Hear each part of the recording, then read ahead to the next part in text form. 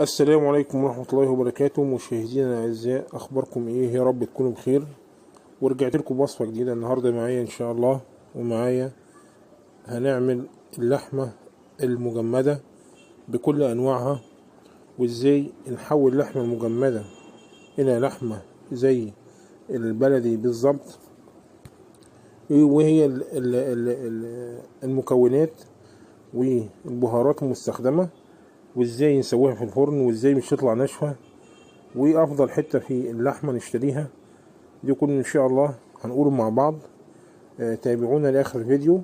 بس اول حاجة يا جماعة، يا ريت اللي ما اشتركش يشترك في القناة، ونبدأ مع بعض. بسم الله. بسم الله الرحمن الرحيم. معايا اول حاجة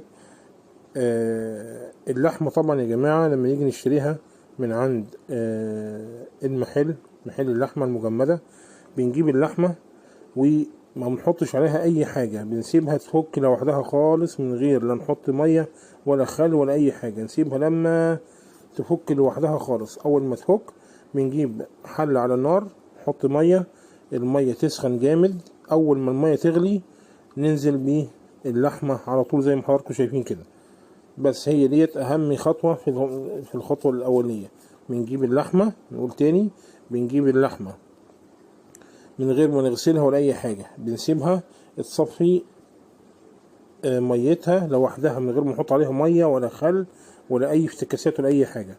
زي ما هي كده بنحطها في حلة او طشت كبير، وبعد ما تفك لوحدها بنغسلها وننزلها في المية. اهم حاجة اول ما نحطها في المية، المية بتكون بتغلي فايرة، مية فايرة على النار. بعد ما نحطها نبدأ نحضر لها الخلطة اللي بنحط على اللحمة من فوق. بنبدأ نقطع بصل طرنشات وفلفل طرنشات، وبنحط عليها التوابل. بنحط كمية بصل محترمة شوية، وحبة طماطم، وشوية فلفل. وطبعا انا كنت حاطط على اللحمة ورق لورا وحبهان وزعتر، ولسه مش كملنا تتبيلة اللحمة. يبقى اول حاجة زي ما اتفقنا، اللحمة، نقول تاني، اللحمة تيجي من عند الجزار او محل اللحوم، ما تتغسلش، تنحطي في حلة كبيرة او في طشت، تسيبها تنزل ميتها من غير ما تنغسل. تنغسل امتى؟ وهي داخلة على النار، تتغسل على طول وتتحط على مية فايرة. لازم تكون مية فايرة مغلية، وتنحط عليها على طول. طبعا افضل انواع اللحوم لحمة البرازيلي الكتف. لو حد عايز يشتري لحمة الفرح ولا حاجة، لحمة كتف البرازيلي دي انضف حتة في اللحمة. طبعا حتة ناعمة وجميلة، وبتستوي على طول على الفور على طول.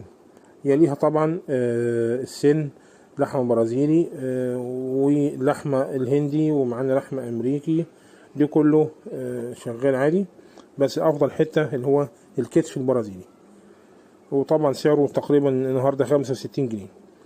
نبدأ اللحمة تغلي غلوتين 3 كده. انا حاطط ورق لورا وحبهان وروزماري.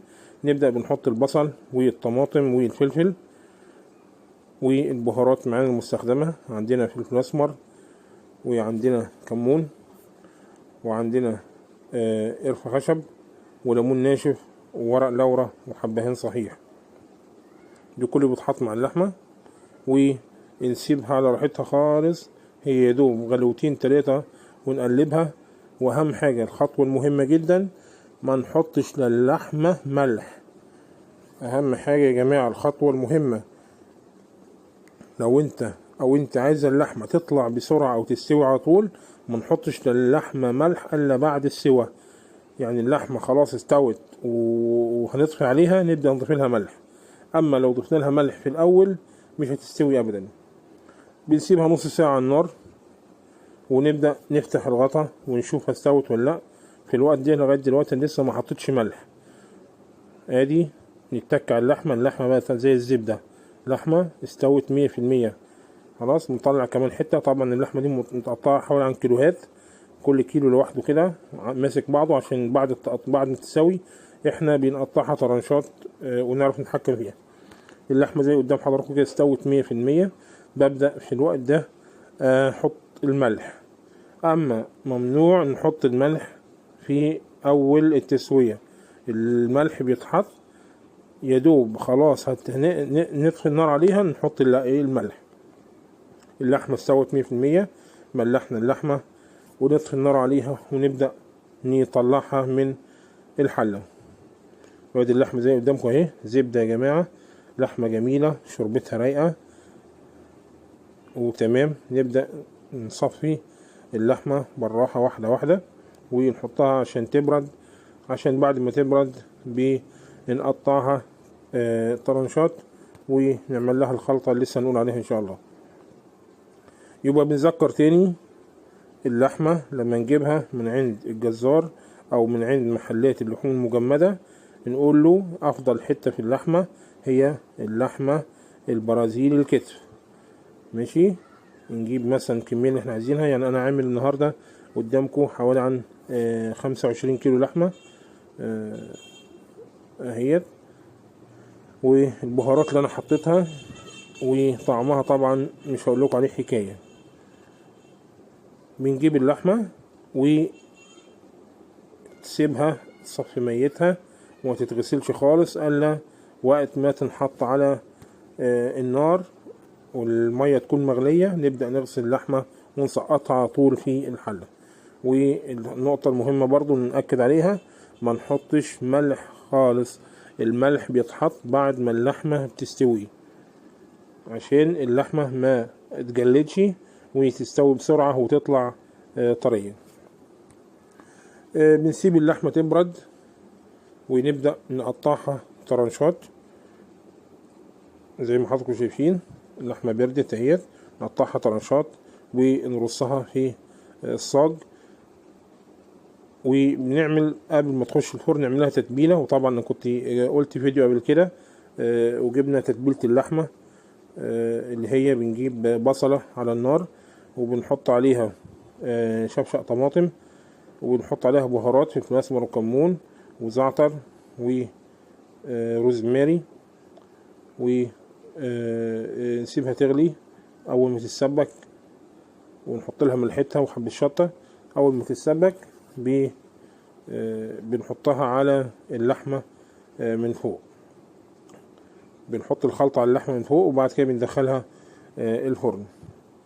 اللحمة نبدأ نقطعها تمام. وحضراتكم شايفين اللحمة اهيت، يعني حاجة ايه، زبدة اهيت مش فيها اي حاجة، تمام. بتتقطع 100 معايا. ديت لحمة برازيلي، وكذلك اللحمة الهندي واللحمة الامريكي كله بيستوي نفس الطريقة اللي قلنا عليها، بس اهم حاجة نتبع الخطوات اللي قلنا عليها. بنفرد اللحمة في الصاج ونبدأ ادي حطينا لها التتبيلة بتاعتها زي ما قلنا. وانا ان شاء الله هسيب لكم لينك تتبيلة اللحمة تحت الفيديو الرابط عشان تشوفوا ازاي بنتبل اللحمة. وانا كنت عامل حلقة قبل كده تتبيلة اللحمة، وادي وملاحظين في قطع جزر تمام برضو ممكن تتحط مع الخلطة كده. اللحمة لغاية دلوقتي لسه مدخلتش النار، انا تبلتها بالتتبيلة بتاعتها وان شاء الله هندخلها الفرن دلوقتي. طبعا تتبيلة عليها فلفل اسمر وكمون وملح وروزماري وشوية شطة ومسبكة تسبيكة حلوة. هنبدأ ندخلها الفرن. نبدأ ندخلها الفرن على نار شبه عالية شوية من فوق ومن تحت عشان اللحمة ما تنشفش. ما نخليش النار هادية على اللحمة عشان ما تنشفش. يدوب اللحمة يدوب اول ما تلون معايا بنطلعها على طول، ما نسيبش اللحمة كتير في الفرن عشان ما تجلدش معايا. وادي اللحمة بنطلعها على طول في ورق سلوفان وبنغطيها على طول عشان انها سخنة. ادي اللحمة اهيت، وهنوريكم حتة لحمة. ادي اللحمة طلعت اهيت، لحمة ولا نشف ولا حاجة، لحمة طرية جميلة وشكلها تحفة وطعمها تحفة وكل حاجة لو مشينا على الخطوات اللي انا قلتها. وان شاء الله تابعونا في فيديوهات جاية ان شاء الله. هنقول لكم على طرق طباخين افراح في باقي الوجبات.